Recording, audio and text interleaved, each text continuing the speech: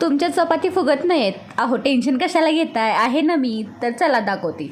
सगळ्यात आधी चपातीचा गोळा घेऊया, थोडा लाटून त्याला तेल लावायचं आहे, तो पिठात बुडवायचा आहे, परत थोडंसं तेल लावून परत पिठात बुडवायचं आहे.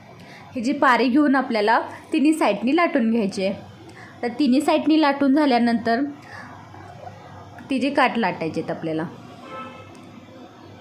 तुम्ही इतक्या फास्ट केला नाही तरी चालते, शिस्तात करा. काठोकाठ लाटल्यामुळे चपाती गोल होते. मी वरून तेल लावत नाही कारण आम्ही दोघेही डाईटवर आहोत. आणि एक सांगायचं होतं की माझं बोलताना इकडे तिकडे अडकल, कारण मी ना न्यू ब्लॉगर आहे, सो एवढा कॉन्फिडन्स नाही आहे माझ्यात बोलण्याचा, तरीही मी प्रयत्न करते. सो तुम्ही समजून घ्या प्लीज.